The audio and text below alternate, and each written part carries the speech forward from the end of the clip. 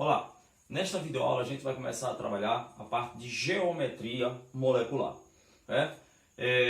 Assim, de um modo geral os alunos acham um pouco complexo esse tópico, mas vamos tentar aqui visualizar esse assunto de duas maneiras diferentes. A primeira maneira que eu escolhi foi a maneira assim, menos química e mais didática.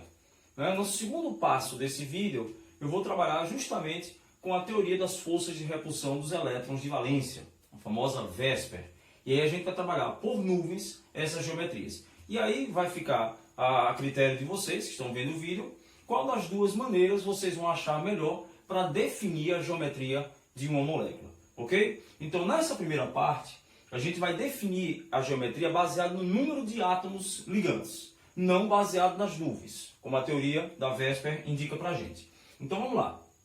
Quanto ao número de átomos, logicamente, primeira estrutura, se é uma molécula, vamos trabalhar estruturas diatômicas.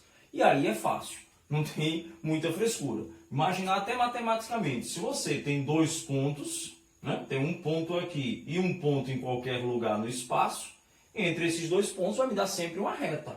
Você tem aqui uma molécula de HCl, você só tem uma nuvem no meio desses dois átomos. Então não há nenhum outro tipo de geometria possível que não seja uma reta. Ou seja, toda e qualquer molécula diatômica, ela sempre será linear. Portanto, ela terá ângulos de 180 graus. Não importa se ela é uma substância composta ou é uma substância simples. Você só tem uma nuvem entre esses dois átomos e justamente essa nuvem vai me dar sempre, em qualquer situação, uma reta. Portanto, para moléculas diatômicas, sempre ângulos perfeitos de 180 graus com geometria linear. Não interessando se ela é uma substância composta ou se ela é uma substância simples. Vamos lá. Segundo ponto. Para moléculas triatômicas. E aí o primeiro ponto. Quando eu tiver uma molécula triatômica, a primeira coisa que eu tenho que prestar atenção, vamos colocar aqui de maneira bem generalizada, A2B. A primeira coisa que eu tenho que prestar atenção, independente aí se está antes ou depois, é no elemento que está sozinho, isolado. Ele vai ser chamado meu elemento central, certo? Caso esse elemento central ele não tiver nenhum elétron livre, certo? Professor, o que você está chamando de elétron livre? Um elétron que não sofreu uma ligação. Caso ele não tenha, ele vai ter uma geometria linear. Vamos ver um exemplo aqui. O carbono. O carbono ele faz 4 ligações. É meu átomo central, na molécula do CO2, ele faz 4 ligações. Está fazendo uma dupla com um oxigênio e uma dupla com outro oxigênio. Você percebe que não existe mais nenhuma nuvem sobrando neste átomo central. Então o que é que você tem? Vamos pensar de maneira física. Você tem uma nuvem de elétrons aqui. Lembre, elétrons, carga negativa. E uma nuvem de elétrons aqui. E a gente sabe muito bem que elétrons, cargas negativas, idênticas ou cargas iguais, elas vão se repelir. Como não existe mais nenhuma outra nuvem atuando, a força de repulsão máxima, a distância máxima que eu vou ter, vai ser justamente 180 graus. 180 graus, é a de maior distância possível. Lembre que uma nuvem, elétrons, está entrando em repulsão com outra nuvem. Se não existe nada, mais nenhuma nuvem aqui no meio, no elemento central, essas duas nuvens vão entrar em repulsão, tendendo a maior distância possível. Neste caso, a maior distância possível também será uma reta, o que vai me dar um ângulo de 180 graus. Então, posso afirmar que toda estrutura triatômica onde o átomo central não possuir elétron livre, ou seja, só ter duas nuvens ao redor do átomo central, eu vou ter uma geometria linear. Vamos lá. Mas eu posso ter um átomo central com elétrons livres. E aí o que é que vai acontecer? Vamos imaginar aqui uma molécula da água. Se você imagina a molécula da água, você está imaginando o oxigênio como átomo central. Ele tem 6 elétrons e estaria fazendo as duas ligações. Uma ligação, outra ligação.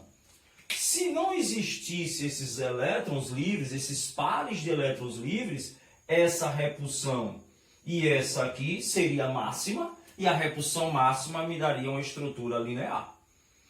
Como existem elétrons livres, dois pares de elétrons livres, né? O que é que vai acontecer? Esses pares de elétrons livres vão meio que empurrar, vão exercer também uma força de repulsão. Então, qual é a tendência? A tendência é ele fugir desses elétrons livres. Então, a tendência é formar um ângulo. Por isso que minha estrutura vai ser angular. Quando a gente for trabalhar na segunda parte da aula por nuvens eletrônicas, vocês vão ver de maneira mais assim, mais rigorosa, porque vai dar um ângulo, né? Que muitos alunos me perguntam, professor, e por que não fica um elétron em cima e outro embaixo, ela fica linear? Por causa justamente da forma dessa estrutura. Mas vamos lá primeiro, para a parte mais prática, a parte mais simples, para quem tem mais dificuldade. 3 átomos, vou pegar meu elemento central, faço as ligações e percebo, né? O carbono faz 4 ligações, está fazendo as 4, não sobra elétron. O oxigênio tem 6 elétrons, está fazendo só 2 ligações, então eu já vi que sobram 4. Não precisa nem fazer muita estrutura. Você tem 3 átomos, percebe que ele está fazendo menos ligações do que o elemento central possui, eu já sei que a geometria é angular. Vamos dar um exemplo aqui sem muito o que fazer. Vamos pegar aqui um SO2. O enxofre está na 6A, né? O grupo 16. Então, o enxofre tem 6 elétrons na camada de valência. Só que o oxigênio só faz 2 ligações. Como existem 2 oxigênios, então aqui eu estou fazendo 4 elétrons ligantes. Ora, pelo amor de Deus, se o enxofre tem 6 e eu aqui estou utilizando apenas 4 elétrons do enxofre, já que o oxigênio faz 2 ligações, estão sobrando 2. Sobrou, ela é angular. Veja que fica mais fácil. Não precisa ficar desenhando a estrutura. Basta você olhar elemento central, quantos elétrons eu tenho, quantos eu estou ligando. E aí, de cara, eu já sei se sobra ou não sobra. Sobrou, angular. Não sobrou, linear. Por exemplo, carbono é 4A. Então, carbono, ele tem aqui 4 elétrons. O oxigênio precisa de 2. 2 vezes 2, 4. Opa, bateu igual.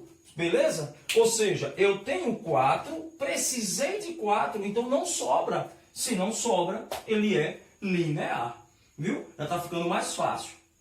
Essa é uma maneira assim, bem tranquila, porque você, de acordo com os átomos, é fácil você saber se sobra elétron ou não sobra. Não sobra ângulos iguais. Linear, 180. Sobrou, já sei que ele não vai ser, logicamente, 180, e depois a gente vai discutindo com calma durante essa aula qual seria esse ângulo, né? Vocês vão perceber que ele vai ficar um pouquinho menor do que 109 graus e 28 minutos.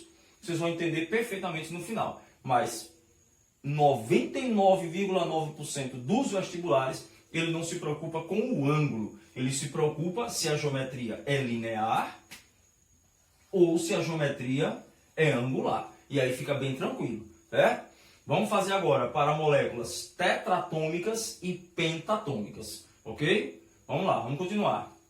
Bora lá. Agora a gente vai trabalhar moléculas tetratômicas e moléculas pentatômicas, ok? Essas são as moléculas bases para geralmente os vestibulares menos tradicionais, bem assim, beleza? Vamos embora. Eu tenho uma molécula tetratômica. De novo, o que é principal para mim? Olhar o elemento central e verificar se esse elemento central tem ou não tem elétrons livres.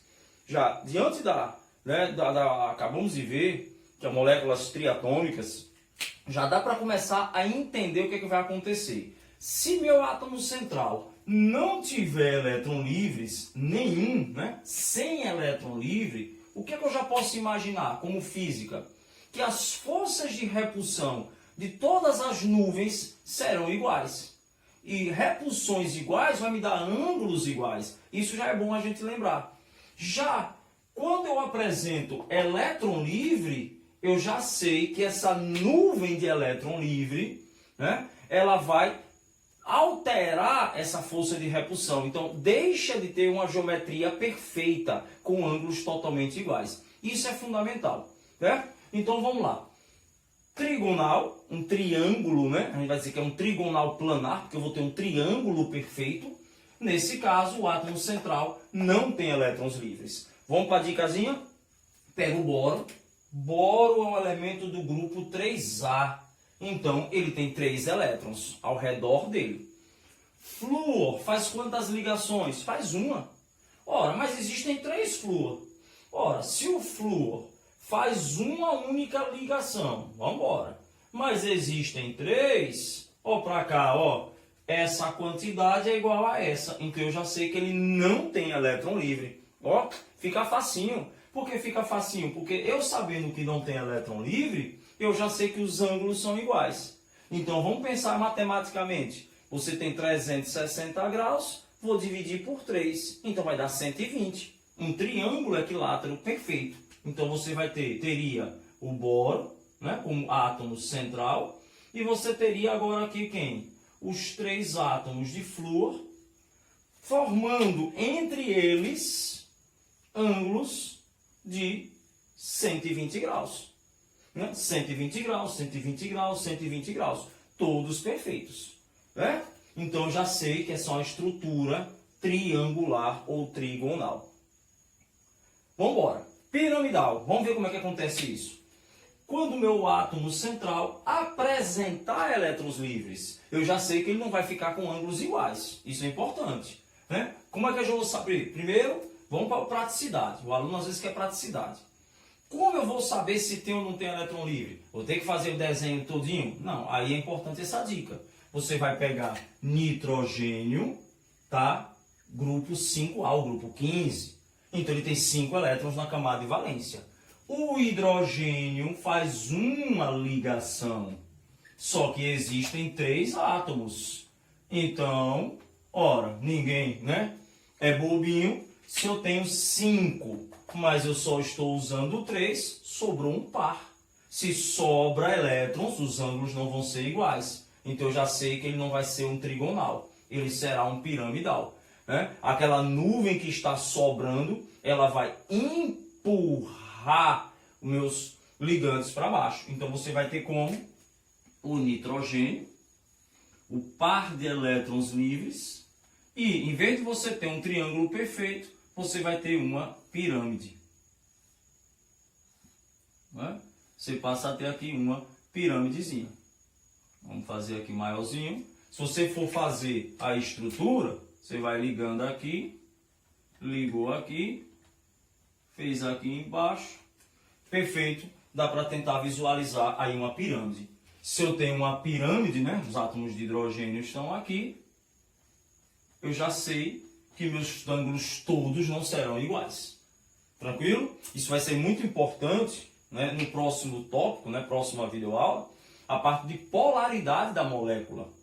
Uma molécula como essa, se todos os ângulos são iguais, ela não tem polos, é apolar, porque o vetor resultante é nulo. Já uma molécula como essa, não tem como dar um vetor nulo, porque você tem 3 forças, nesse caso o nitrogênio mais eletronegativo, agindo para cima. Então é uma molécula polar. Mas fica isso para a próxima videoaula, mas já dá aquela, né, aquela indicadazinha. Moléculas pentatômicas. Se eu tenho 5 átomos, a grande característica do meu elemento central é fazer 4 ligações. Quem geralmente a gente trabalha a nível de, principalmente ensino médio, que faz 4 ligações? O carbono. Então a primeira coisa, ó, o carbono tem 4 elétrons e sempre faz 4 ligações. E aí a vantagem, se ele sempre faz 4 ligações, a geometria é única. Porque nunca vai ter elétron livre. Se nunca vai ter elétron livre, eu só vou ter uma geometria. Perceba que na tri e na tetra, eu tive sem e com elétron livre. Aqui não existe essa possibilidade. Eu só vou ter, né, no caso de moléculas pentatômicas, as 4 nuvens sendo, né, com 4 nuvens ao meu redor. Ah, professor, o carbono pode fazer uma ligação dupla. Aí você altera o número de nuvens. Com 4 nuvens ao meu redor, Então eu vou ter uma estrutura de um tetraedro. Então como é que eu passo a ter? Eu tenho um carbono, olha quem está trabalhando, pentatômica. Se você me joga uma dupla ligação, eu deixo de ter uma molécula com 5 átomos, porque eu passo a ter uma ligação dupla. Beleza? Então já muda. Tá? Então bora lá. C, aí eu passo a ter uma nuvem, 2 nuvens, 3 nuvens, 4 nuvens. Se a gente tentar fazer um exercício mental, né, dessa geometria, você passaria a ter uma pirâmide, lógico, só que nesse caso, desta pirâmide, todos os lados seriam iguais. Todos os lados seriam iguais, onde o carbono estaria no centro dessa pirâmide. Então você teria um tetraedro perfeito. Todos os lados dessa pirâmide seriam perfeitamente iguais, certo? Então, vamos tentar visualizar. E aí você teria um tetraedro perfeito. Se é um tetraedro perfeito, todos os ângulos são iguais. Então, são iguais a 109 graus e 28 minutos. Então, essas são as 4 principais estruturas que a gente tem como geometria. Diatômica, linear. Triatômica, se não tiver elétron, linear. Com elétron livre, angular. Né? Aí vamos para tetratômica, 4 átomos. Se eu não tenho elétrons livres, forças iguais, um triângulo perfeito. Se sobra, a força resultante aumenta e você passa a ter uma pirâmide, passa a ser piramidal. Tetraédrica, lembrando que eu estou trabalhando, por favor, com 5 átomos. Então, com 5 átomos ligantes, né? Carbono mais os 4 ligantes, ela sempre será tetraédrica. Ah, professor, de novo, mas o carbono pode fazer 2 duplas? Pode, aí ele vira o CO2. CO2 é linear, porque eu só tenho 2 nuvens, é uma molécula triatômica e não pentatômica. Por favor, preste atenção nisso, né? Então essa foi a nossa primeira parte da aula, onde a gente vai trabalhar a geometria baseada no número de átomos. Nessa segunda parte, a gente vai usar justamente a teoria de nuvens de elétrons, a teoria de repulsão dos elétrons de valência. E aí a gente vai, vocês podem ter o livre, né, arbítrio de discutir e escolher qual é que você acha melhor.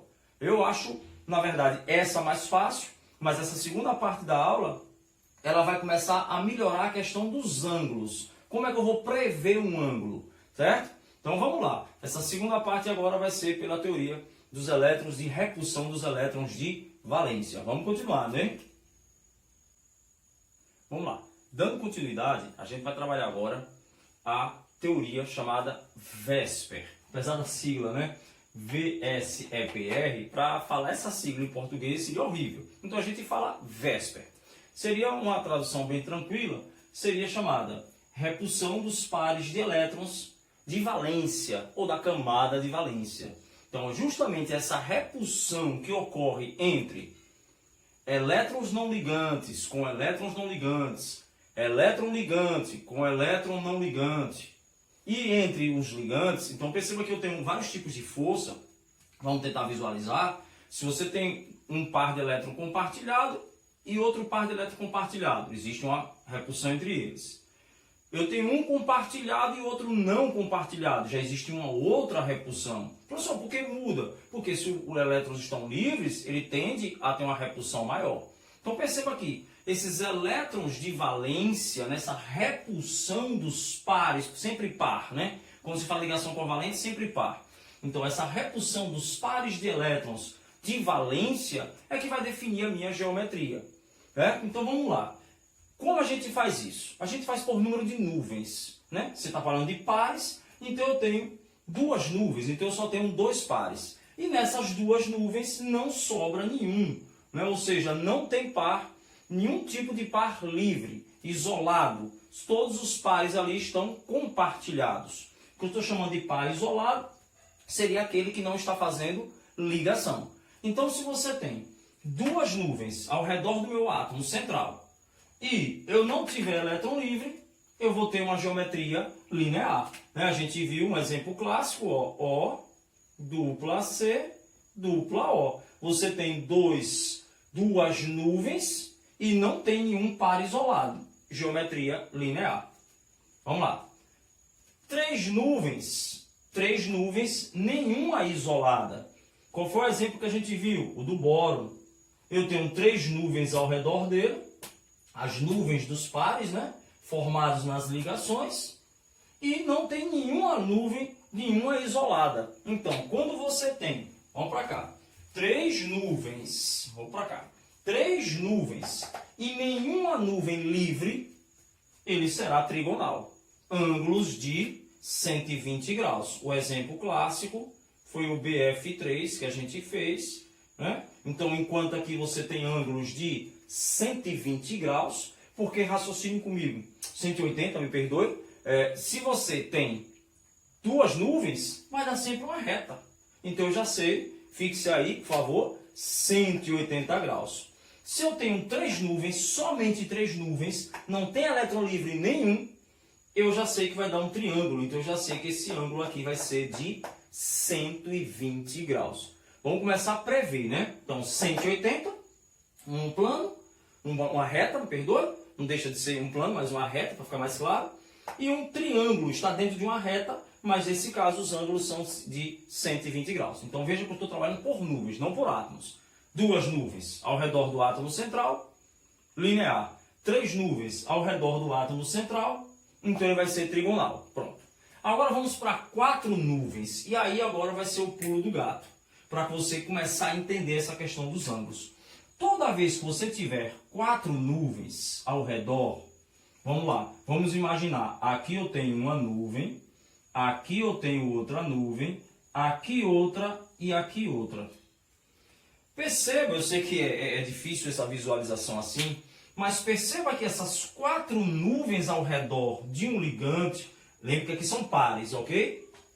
Vai me dar uma forma, e eu vou falar baixinho, bem calma, uma forma tetraédrica. Ó, a forma de um tetraedro. Veja aquela explicação no início do vídeo porque a água não poderia ser linear se tivesse um em cima e outro embaixo. Porque não existe essa opção. Porque a forma de quatro nuvens é de um tetraedro. E aí agora vai ficar, ó, facílimo para você complementar o raciocínio da parte da aula anterior. Se você tiver os quatro ligantes, ou seja, sem nenhum isolado, perfeito, um tetraedro. Mas se você tirar um desses, isso vai me dar o quê? Uma pirâmide. Ok, ó? Então, se um desses aqui não ligar, olha o que aconteceu. Que coisa bonita. Eu posso dizer assim, você virou uma pirâmide. Por isso que a geometria é piramidal. Vamos lembrar da água agora? Você tinha o oxigênio, ele tinha, né, um par, outro par e mais dois elétrons. Olha o que é que vai ter? Uma forma tetraédrica. Forma tetraédrica. Só que no caso do oxigênio, dois desses pares, vamos colocar aqui, dois desses pares, vamos apagar aqui rapidinho, eles não estão ligados. Se dois não estão ligados, não tinha nunca como dar uma reta. Ele vai dar sempre um ângulo. Porque a forma original de todas as moléculas que apresentam quatro nuvens é uma forma de um tetraedro. E aí vamos brincar? Vamos brincar de ângulos? O que é que a gente tem? Se eu for um tetraedro, todo mundo vai ter um ângulo de 109 graus e 28 minutos. Vamos lembrar, vamos pensar na água, eu não quero saber valores, eu quero que vocês raciocinem. Se não tivesse essas nuvens, fosse todo mundo perfeito, me daria 109. Como existem essas duas nuvens não ligantes, né? Estão isoladas, e a repulsão que existe nela é grande, então a tendência vai ser isso aqui diminuir um pouquinho. Então eu posso dizer que o ângulo que ocorre na molécula da água, esse ângulo é menor do que 109 graus e 28 minutos. Para mim isso aqui é fundamental, em torno de 108 graus, mas vai virar decoreba. Eu quero que você entenda, né, como eu posso prever um ângulo. Ah, porque o ângulo da água não é 120, não é 110, nem 115, ele tem que ser menor do que 109. Por quê? Vamos fechar.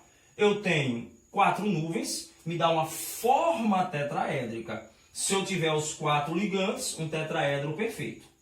Se eu só tiver 3, um pouquinho menor do que 109. Se eu tiver 2, um pouquinho menor ainda. Então, eu sei que exercício de lembrança é meio complicado, então, se não gostar de química, eu tinha amônia, né, que era uma piramidal, e a água.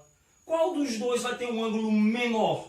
A água. Por quê? Porque eu tenho 2 nuvens, enquanto a amônia só teria uma única nuvem. E já o metano, que já tem 4 nuvens, já vai ser 109 graus e 28 minutos. Então, na verdade, a teoria Vesper é a teoria química, lógico, né? Aquela outra teoria que a gente usou no início é uma maneira mais didática, mas se você vai pela didática e joga a Vesper, você começa a entender, primeiro, porque a água não pode ser plana. Muita gente me pergunta, professor, por que a água não pode ser reta? Se eu colocar uma nuvem em cima, outra embaixo. Não tem como, porque a forma é tetraédrica. Quando eu tiro o 2, ele não tem como ficar uma reta, ele fica angular. Beleza? E aí você vai percebendo, né, como são as verdadeiras geometrias. Aí a gente poderia, né, brincar mais aqui, né, com 5 nuvens, 6 nuvens, mas aí fica para uma aula mais de aprofundamento, né, que são geometrias que basicamente não caem no Enem. Seriam geometrias que cairiam em provas tipo ITA e tipo IME. Basicamente são os 2 vestibulares hoje. E a gente faz então uma outra videoaula em outro momento, só colocando esses tipos de geometrias um pouco aspas, não é complexa de jeito nenhum. Por nuvens é fácil demais, é só identificar a geometria base e sair tirando. E aí você vai percebendo todas as outras geometrias. Ok? Um abração, espero que tenha elucidado muita coisa na cabecinha de vocês sobre geometria. E aí vamos partir, né, para a próxima videoaula, que é polaridade. Ok? Um abraço pessoal e até a próxima videoaula.